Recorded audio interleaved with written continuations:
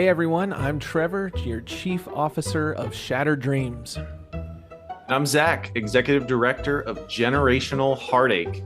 And this is the Misery Sports Company, the official podcast home for fans of terrible teams. If you've ever convinced your friends actually our best player is our kicker, then you belong at MSC. Each week, we unfortunately take a look at our teams and try to convince ourselves it's not that bad. It's not that bad. Today on the podcast for episode 1, we want to introduce you to your Chief Officer of Shattered Dreams, that's me, and your Executive Director of Generational Heartache, Zach, and give a glimpse into why we founded this company built on pain, suffering, and top-shelf cope. So, Zach, what is MSC here for? Yeah, so what is Misery Sports Co. all about? We are a podcast for the long-suffering fans. We dive into heartbreak. We look at the gut punch moments that really define fandoms across the country and really the world, but always with humor and a connection to each of these fan bases. Even if your team has had its share of glory and it may be riding a high, you're welcome here too, because every fan knows misery in some form. We're also not here to shame or mock a fan base, and that really leads into our core values, Trevor. So what are those? That's right. We here at Misery Sports Co. adhere as well as we can to our core values, which are, number 1, to poke fun. We're here to admire, in a way, the pain that is being wreaked on the innocent people in sports fandom. 2, we're going to laugh together. We're not coming at this from a cynical, hateful place. We have done so much laughing to keep from crying that we're really good at it.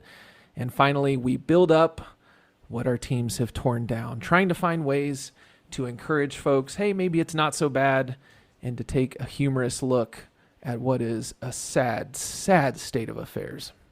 That's right. Let's get to know your MSC leadership team. Trevor, take it away. How did you get into your fandom? That's a great question. I have to admit, I came into sports consciousness later in life. I was definitely not somebody who grew up going to games with my dad or anything like that. He hates crowds, so we didn't do a lot of that. But we watched a lot of Ohio State football. So I was born in Ohio, lived there for the first 8 years of life, and grandfather worked at Ohio State and indoctrinated the rest of the family to love the Buckeyes. So I became a huge Buckeye fan. And when I was 6 years old, one of my earliest sports memories is gathering around the tube TV with the family in the basement in Dayton, Ohio, and watching Eddie George win the Heisman Trophy in 1995. And I had no clue really what I was getting into. I remember asking my parents which one is the Buckeye, and they said it's Eddie, and we cheered when they said his name.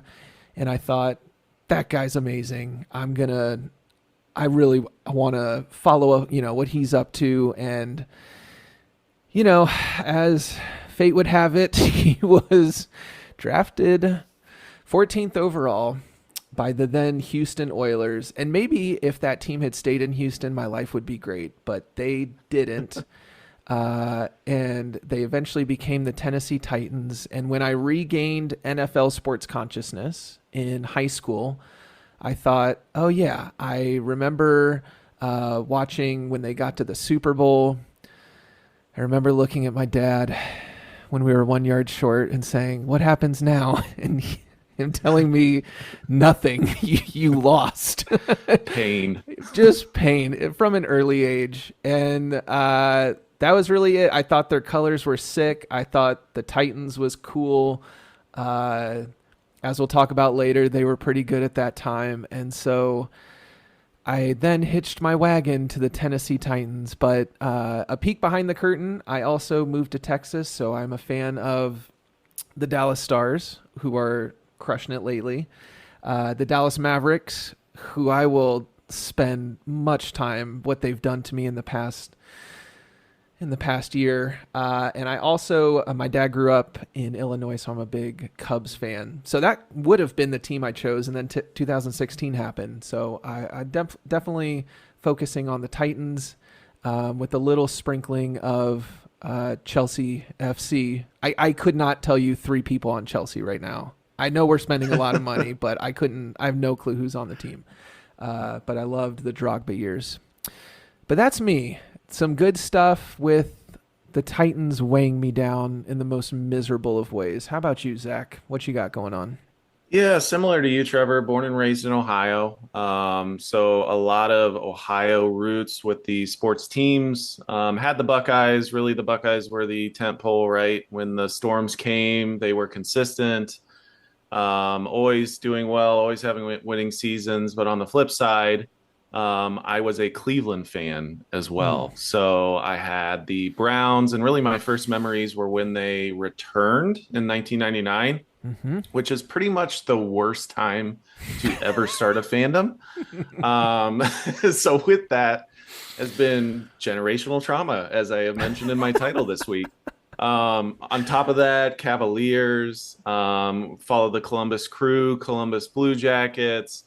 And then similar to you, the coverage of English Premier League soccer, football, if you will, was not as popular in the early 2000s. So I saw, hey, Arsenal's crushing it. They have Thierry Henry. And from that point on, I've been an Arsenal fan for the last 20, 25 years, which also has been a ton of heartbreak and second place finishes. So fits right in. Yeah, it really does. So now yes, that take we've it away, done our Zach. qualifications, tell us a little bit about the breakdown of the show, Trevor. How is this going to go from week to week? What's the style? What are we going to do in terms of our format? So here at Misery Sports Co., we will fire up the offices every week and take a look at how things are doing in the world of miserable sports fandom. We'll kick things off with a roundup of our own teams, their ups, downs, and plenty of frustrations along the way.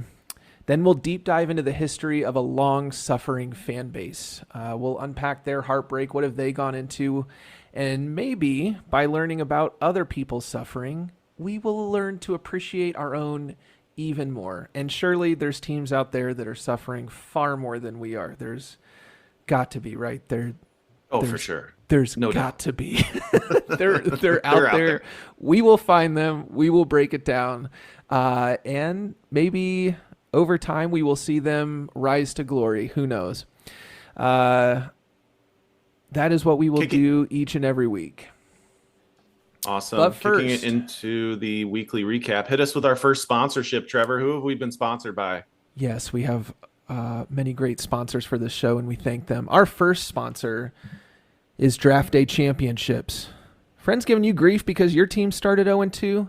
Tell them to shut their fat mouth and take a gander at your authentic Draft Day Championship. That's right, Draft Day Championships. Because Mel Kiper didn't hate what you did with that fourth-round linebacker. Draft Day Championships. Thank you for being our first sponsor. We appreciate you. That's right. Browns and Titans Draft Day champions. So How it many of those is we now time for the weekly earnings report here at Misery Sports. So we're going to give you a weekly recap of the ways that our teams have disappointed us this week. So Trevor, Titans world, kick us off.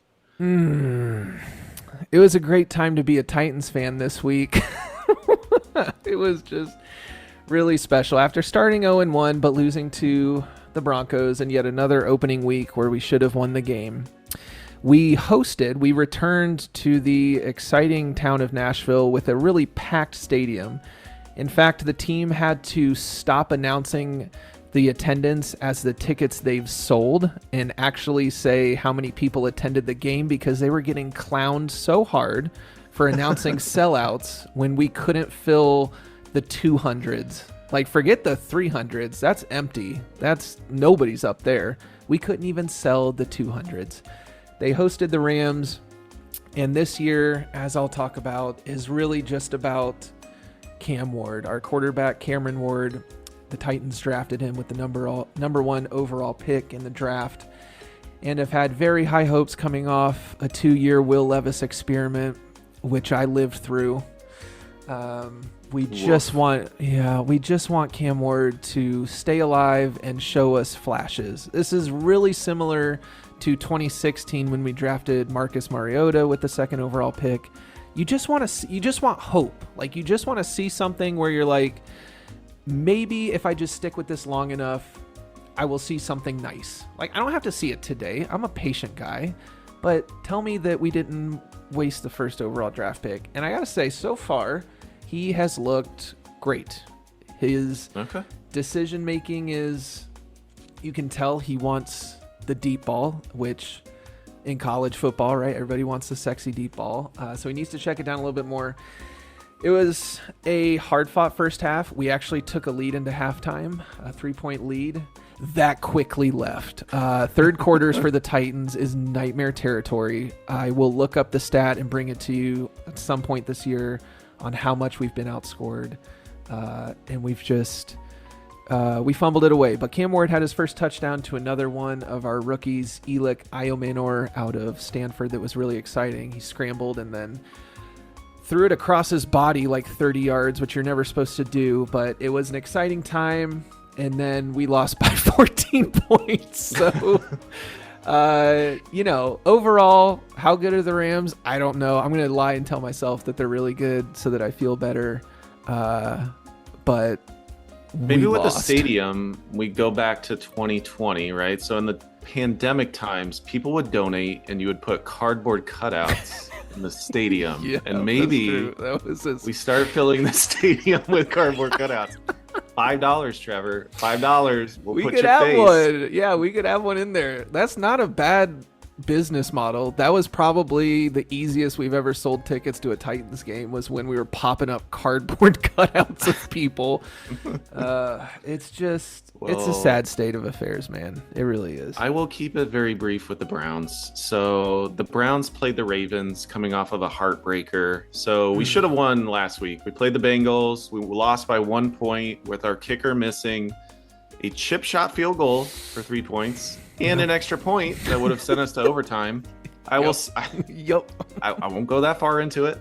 We're playing the Ravens, and guess what?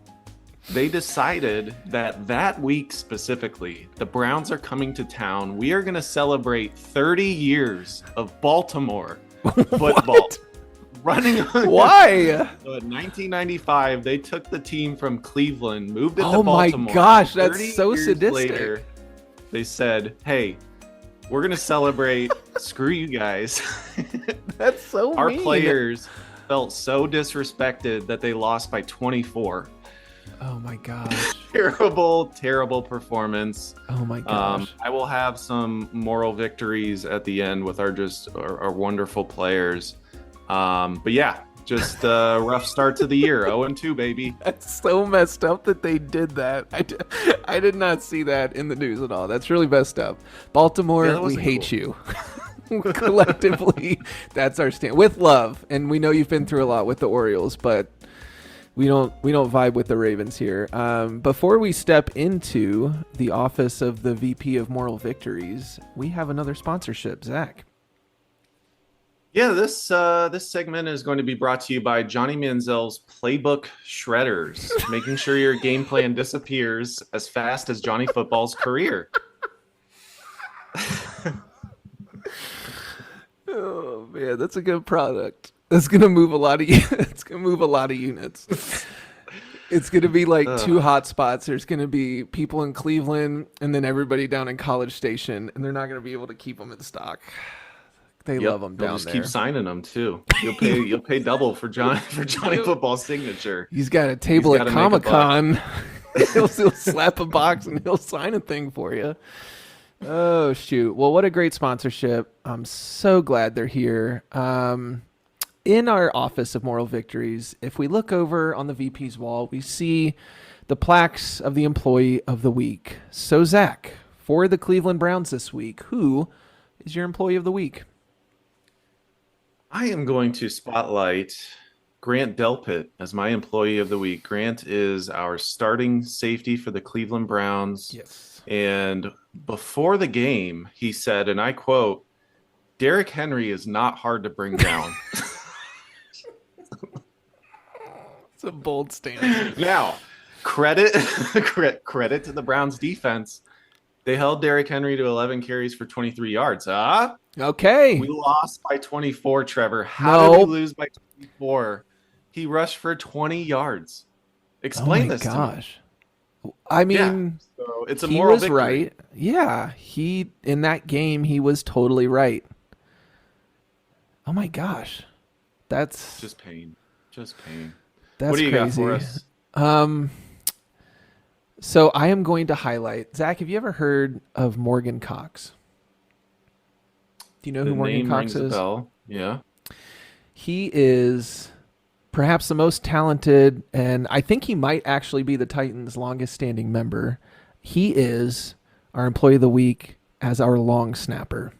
Morgan Cox, our long snapper, had to do a lot of work, and they weren't for extra points because we weren't scoring touchdowns. He had to successfully long snap 5 punts, 4 field goals because we can't get into the end zone, and 1 extra point. And they were all successfully snapped, and gosh darn it, those were the cleanest looking plays of the day. So Morgan Cox, congratulations. Yet another employee of the week here at Misery Sports Company. Well done, Mr. Cox. Good job. All right. All right. Before we go to our next segment, I think we've got another sponsor. We do. This next segment on deep dives of our teams is brought to you by the back of the playbook. Hey, did your offensive coordinator just call 3 straight runs up the gut? Well, now you can literally double his play call options with our patented back of the playbook. No more wondering, why is there so much writing on that thing when he's called the same goddamn play 7 times in a row? Back of the playbook. That's too soon. Kevin Stefanski's always holding a play card. It looks like he's going to Denny's. He's ready for breakfast. There's stuff on the back. We can all see it. It's back there. Brian Callahan does the same thing. Turn it over. You have plays back there. Yeah. So a deep dive. Deep dives, traditionally, we will go into another sports team that is outside of our fandom, right? So we might go into college, we might go into a pro sports team, and we're going to do a deep dive. So we're going to give you some history, some of the highlights, the lowlights, and just give you an idea of what it is to be a fan of that team. And for this week, we're going to focus on our own teams just to kind of kick it off. So we're going to focus on the Titans and the Browns. Trevor, I have no idea and I don't remember. Is it me? Yeah, that goes first? Go for it, dude. Yeah. All right. So the Cleveland Browns. I'm going to take you on a little bit of a history lesson. We're going to go through the highs and lows, and then I'm going to introduce you to just the cluster that it's been since I started being a fan. Okay. Cleveland Browns started their team in 1944. Okay. Their coach is Paul Brown to start. At that point, he is a legend. He's a legend in Ohio high school coaching. He coached for the Buckeyes. Everybody knows him. So when Cleveland gets a team, they think, okay, how do we create a team name? We're going to go out to the fans. And so the fans, they do a poll, and the fans are like, we want the Browns. And Paul Brown is like, well, wait a second. That's kind of weird. Like, I don't know. What's the second one? And the second one was the Panthers. And he took a look and he was like, well, there was an old Panthers team. They were awful. So we're going to go ahead and go with the Browns. So from him. First, off of Paul Brown. He just took all the credit for that. That's wild. Our mascot is Brownie the Elf. Don't ask me why. No idea. Yeah. He's kind of funky looking. Yeah, Looking at the first 20 years, right? So if you were just starting out as a Cleveland sports fan, you sat in the stands for the first 20 years. We won 8 championships. Gosh, 8. Dang. So we started in the All-America Football League. We won the first 4 seasons, and we were like, all right, peace out. We're going to the NFL. Continue to win. How did we win? We had Otto Graham, Hall of Fame quarterback. He won 7 championships. Mr. Jim Brown, Hall of Fame running back, came in and won in the 60s. Mm-hmm. Do you remember the Lou Groza Award in college Yes. for the best kicker? We had freaking Lou Groza for 21 seasons. I was born 80 years late. I need to go back. Oh my gosh. So you're talking about just an era of success that will never be matched ever in Cleveland Browns history. So they got off to a really nice start. Okay. Then you go to the 70s, super mediocre, nothing to really report there. 500, losing seasons. They're kind of wavering and flying in the wind. And then come the 80s. So the Mm-hmm. 80s are when the cardiac kids come in. You got Brian Sipe, Bernie Kosar, some big time quarterbacks. We go to three AFC championships in the Okay. 1980s. And this is really where the heartbreak begins. It's been So positive up to every here. single time we played the Denver Broncos, the drive, the fumble, that's Yeah. when the something started. Michael Jordan hit a shot over Cleveland, and they were like, all right, the shot. Screw you guys. Mm. A lot of heartbreak, some good Mm-hmm. years, right? We were in the Mm-hmm. playoffs, nothing to sneeze at, but we could never get over the hump and get into the Super Bowl. So that leads us to the 90s, right? And you're like, okay, we're coming off of pretty good seasons. Our coach in the 90s was this scrub. His name was Bill Belichick. Good And gosh. in 94, he had Nick Saban as a Oh my defensive God. coordinator. We were okay. We did all right in the early 90s. Right around that time, Art Modell starts getting a little itchy. He's like, okay, I want to move the Browns, I think. I want a new stadium first. Ohio said no. So Art Modell, the owner of the Browns, moved the team in 95 and said, Bill Belichick, you're not good enough. See ya. Mm. So he fired Bill Belichick, moved them to Baltimore.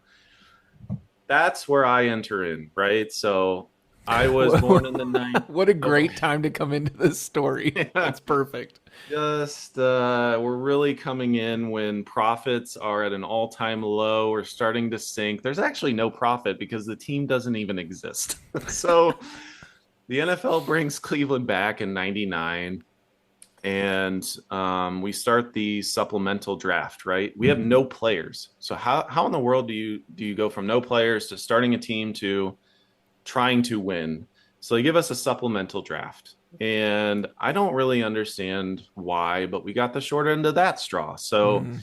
they let every NFL team give up 5 players to the draft, and the Browns could select one of those players. Well, if we selected from a team, that team could then pick 2 of the remaining 4 players and pull them back and say, oh, just kidding, you can't take those. Oh. So I don't really understand the format. We were set up to fail. We had the number 1 pick in the first draft that year. And I'm digging around, right? And I'm like, okay, is there anyone in this timeline that could have changed our trajectory? Who was in this supplemental draft? There was one person. He had not completed an NFL pass, but the St. Louis Rams had let Kurt Warner be available. Oh my gosh. Yeah. So we didn't So they picked obviously him? draft him. No, So, so you got him? No. no, I cannot no. believe Kurt Warner is going to walk through both of these stories and stomp on our hearts. That is insane to me. I did not know about that. That's And I know it impacts unbelievable. your timeline. So I was like, it actually You negatively betcha. impacted both of us That is because unreal. he Kurt ripped freaking your heart Warner. out. I could have had him on my team. We would have broken him. We all know that. But Well, but he would have been yours I to break. digress. Yeah. Yeah. So we're into 99, right? This is my fandom from 99 to 2025 and beyond. Mm. We have a Sunday night football game to start the season. It's against the Steelers. We're getting hyped, baby. We're ready to go. We lose 43 to nothing. Oh the no. first the first game. Oh no. Nothing good happens. So I'm just gonna recap 26 seasons of me watching this godforsaken team. 26 seasons, 4 winning seasons, 3 playoff trips. Why wouldn't you go to the playoffs when you're winning that fourth? I'll get into it. 40 quarterbacks. Good 40. gosh. 40. Good gosh. They've lost 278 times since I've started watching, 34% winning percentage. Oh my goodness. Um, yeah, Misery Sports Co. was built on teams like this. 12 head Yes, it coaches as was. well. So we're going to just fast forward now. We're going to speed run. So 2007, we actually have a pretty good team. in the preseason, Romeo Crennel flips a coin to decide our quarterback in a preseason game. That's where we're at, folks. We're flipping coins to decide. We had a great season that year. We went 10-6, and we were first place in the AFC North with the Pittsburgh Steelers. Hey, we should be good to go, right? Got a great team, top 5 in the offense in the NFL. Love it. We don't make the playoffs. No. We don't make the playoffs, Trevor. No. So we lost the tiebreaker to Pittsburgh. Who had the 6th spot? None other than the Tennessee Titans. Oh, no. Oh. What year was this? 2007. Okay. So this was after the realignment and everything. Ugh. Yep. I can remember specific games. Won't go into it. Horrible. Gut punch. 2014, we get Johnny Manziel. The rest is history with him. 2017, off of a 1-15 season, Hugh Jackson says, I will not go 1-15 again, or I will jump in a lake. He goes 0-16. Well, and jumps in the lake. Technically, he delivered. He's a man of his word. I did not go 1-15. Play the tape back. I guess that we can go into the lake.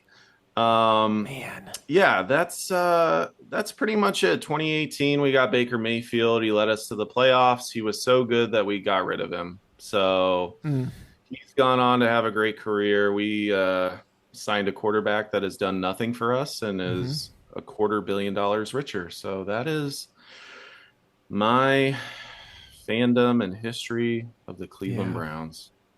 Goodness, that's like you said, that is why MSC was created. It was built on the backs of Browns fans. That's why we're here. That's why we're doing this. I can tell you in 2007, we immediately lost a wild card game to San Diego. The Chargers were in San Diego at the time.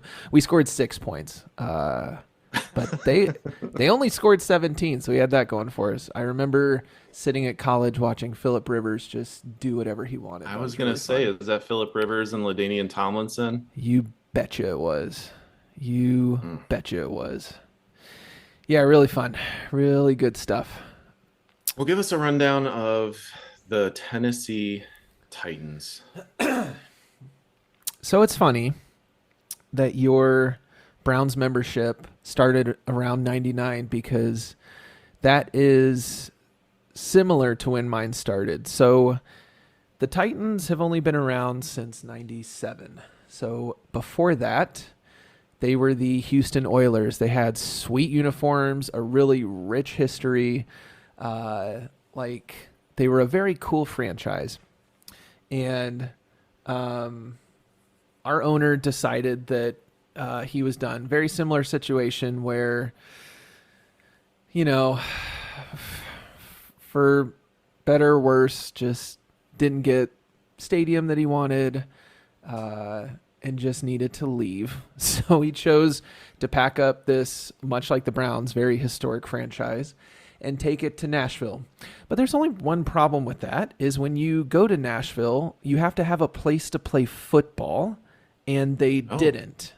And so for 2 years, they were commuting to Memphis and playing in the Liberty Stadium where the Liberty Bowl is, because it was much bigger than, I assume Vanderbilt had like a really tiny stadium at the time, and that wasn't feasible. And if you'll review our geography, Nashville is about in the center of Tennessee, and Memphis is all the way in the western tip. So it's not like it was next door. So for 2 seasons, they were commuting to Memphis. Those first games in Memphis had some of the worst attendance of football, not just in, the last however many years, since like the 50s. We were talking like 2 of those games drew fewer than 18,000 people. And this is an NFL game. So you had NFL teams coming to town. There's not a lot going on in Memphis. I mean, they got the Grizzlies now, which is legit, but like this was the only show in town. So this should have been a huge red flag early on. of Yeah, me how did they being not like, plan for that, right? I Like, yeah, hey, I want to go. think I through it. want to go. Hey, Just man, you think should through probably it. think about like a stadium. No, I Mm. just want to get out of You know here. what? There's a stadium in the state, and that's going to be good enough for us. Like they didn't think it through. It just wasn't great. So I again had watched Eddie George win the Heisman in '95. He gets picked in '96. Has is earning his way into the league.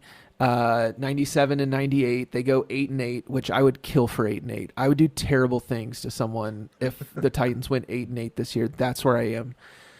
Really, not in a good way. But in 1999, they open what was then LP Field. It was also called the Coliseum. It still is it's now Nissan Stadium.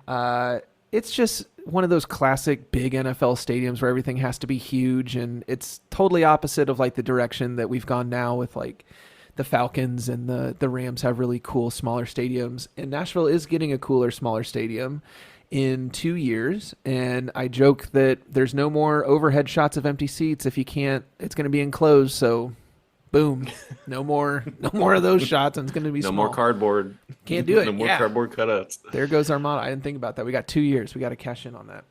So in 99, they go on a bit of a run. They finish 13-3. And Houston, as a franchise, had not been to the playoffs since 93. So this is only 6 years.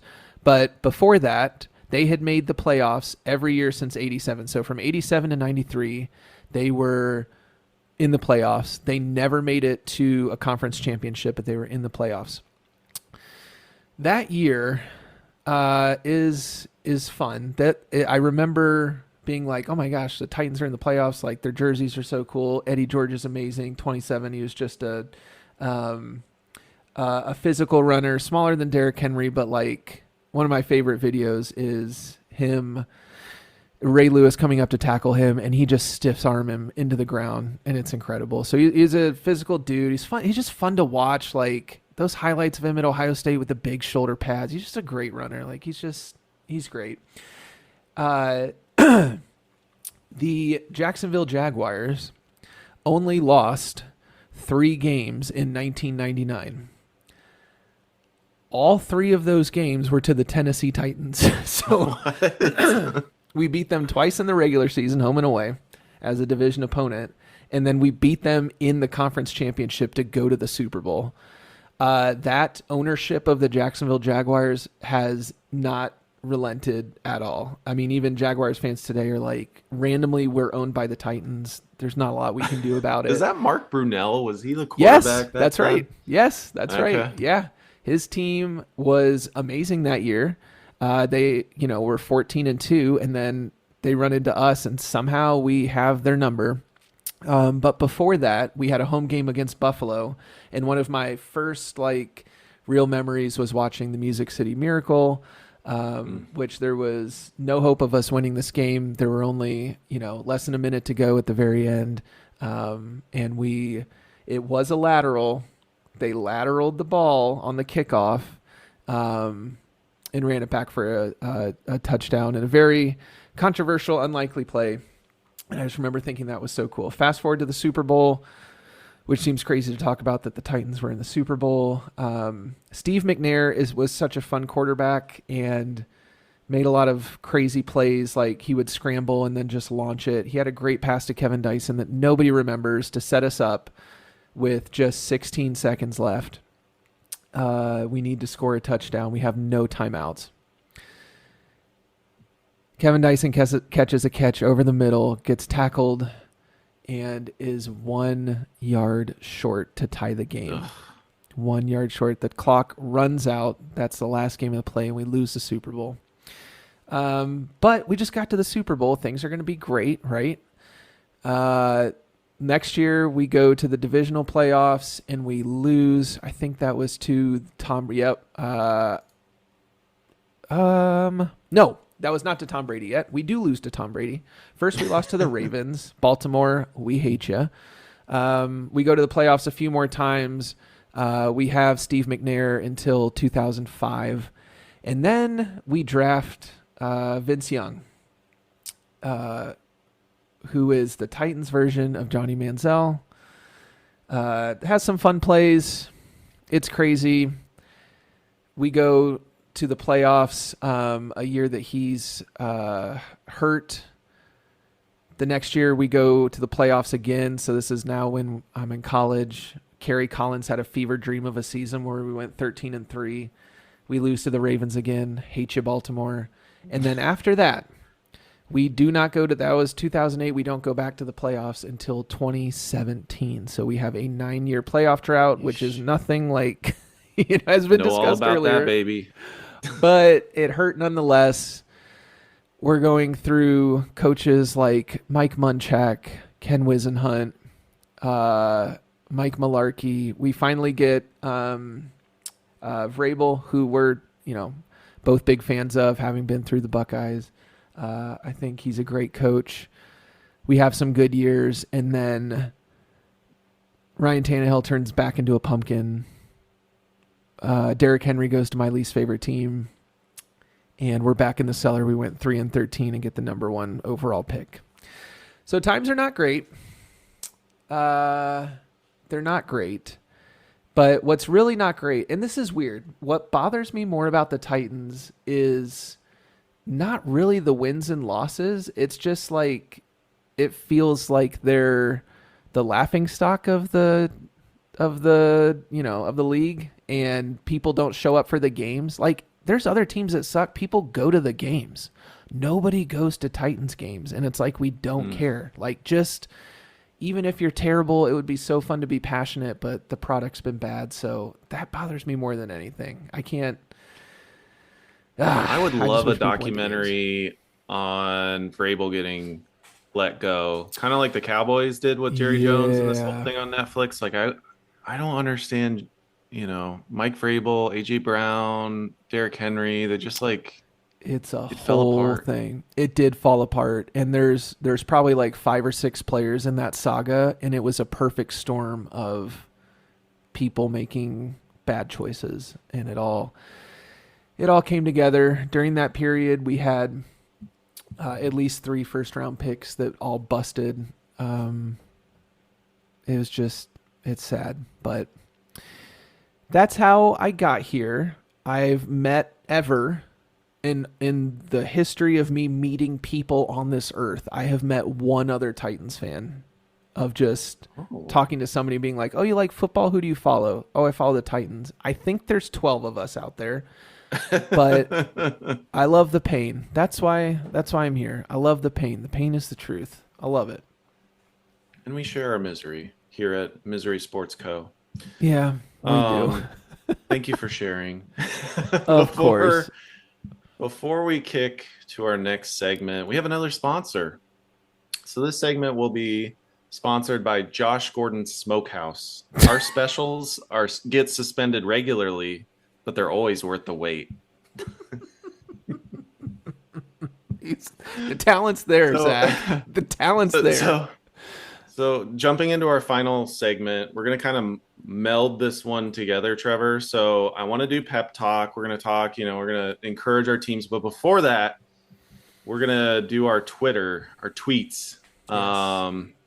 So let's visit the Twitter sphere, whether it's a crazy stat or a comment. The forum is open to share in the misery. So what are you seeing out there? It is my favorite tweet that I saw this week. Thank you, Eli Landers out there, who tweeted, on SeatGeek, it is currently cheaper to go to the Titans versus Colts game this weekend than the Vanderbilt versus Georgia State. Anchor down. Oh, no. That is an NFL game that is cheaper to walk into than a fun college team playing Georgia State. Those tickets are more expensive. So that's where we are. How about you, Zach? Oof. I have 2. So I came across one. It's from actually another podcast with Ryan Clark, but he had Steve Harvey on his podcast. And Steve has been a lifelong Browns fan. Oh, I didn't know that. So credit goes with this retweet to Gucci CU. I do have some audio. Are you ready for it, Trevor? I am ready. Hit me with it. All right, here we go. Here's Steve and his current comments. I am praying to God that Shadur gets an opportunity to show what he can really do. And I think that would be probably the best thing for him. But knowing the Cleveland Browns, they dumbass gonna trade.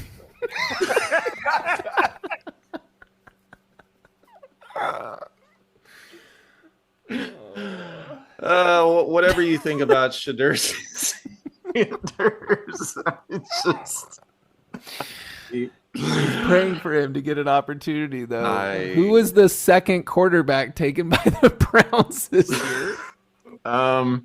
they got Dylan Gabriel from Oregon. He's pretty small. He's 5'8" on a good day. Yeah. I don't care who's playing quarterback. I just want to win. If it's Shadur, if it's Dylan, obviously Steve has a strong opinion. Yeah, And then I also found this one from Davis Matek. Thank you, Davis. thanks, Davis. And a quote: "It will never not be funny when Baker is referred to as a comeback story, and the thing he came back from was being a Cleveland Brown."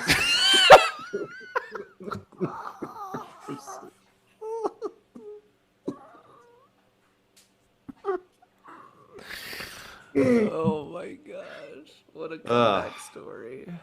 We're in a dark place. Baker's killing it though. Baker's Go doing Baker. so well. Baker's playing well, dude. When it's fourth quarter, it's Baker time. He's got it. playing really well. Our coaching staff hated him, but he's got it. You know, He does, and it felt like he kind of leaned into the Cleveland feel, like the the grit and. I don't know, man. I love Baker. hardworking. He had some moxie. That's just we can't have that. You've taken us to our first playoff game. Get out of here. Yeah, you gotta go. That's ridiculous. You gotta go.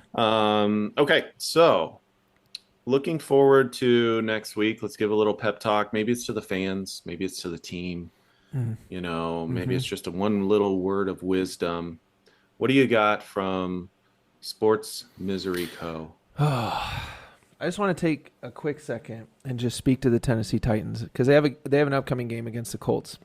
That again, tickets are affordable. Get you a family of 6. Come on down, and you can come in for $20. I just want to speak to them and kind of give them a peek in. Listen, I was a fan of this team when Andrew Luck played for the Colts. We play the Colts twice every year because they're in our division.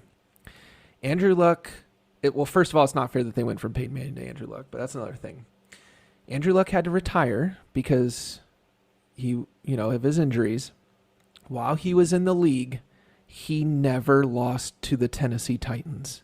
He beat the Tennessee Titans 11 straight times. If we were playing the Colts and Andrew Luck was healthy, that was an insta-loss. Well, guess what? I'm looking over at the sideline. I don't see Andrew Luck anymore. He gone. In fact, No, sir. they got the corpse of whoever they're trotting out. I assume that Daniel Jones is still playing. I haven't looked. Who cares? You know who's not playing? Andrew Luck. He's off somewhere in a mountain probably chopping down a tree. And as long as Andrew Luck isn't over there, we got a shot. So, yeah, the Colts were the first team in NFL history not to punt in their first 2 games. Who cares? Andrew Luck is gone. We got this. You can do this. What do I you love got, your Zach? pep talk. I'm going to speak to the Browns fans out there. You know, we've been here before, guys and gals. We've been here before. We're 0-2. The Packers are coming in. Don't worry about the Packers. Worry about the process. And the process is really fail, tank, do whatever you got to do to get that top pick. Maybe Green Bay shows up and, Micah Parsons is like, I want the day off, coach. I don't want to play. Yeah. We don't know. I'm hoping to see, the rookie quarterbacks, either Dylan Gabriel or Shadur Sanders. We've got some young players. But we'll see, because after that is at Detroit, and things just don't get better. So That's hang in tough. there, Browns fans. We've been here before.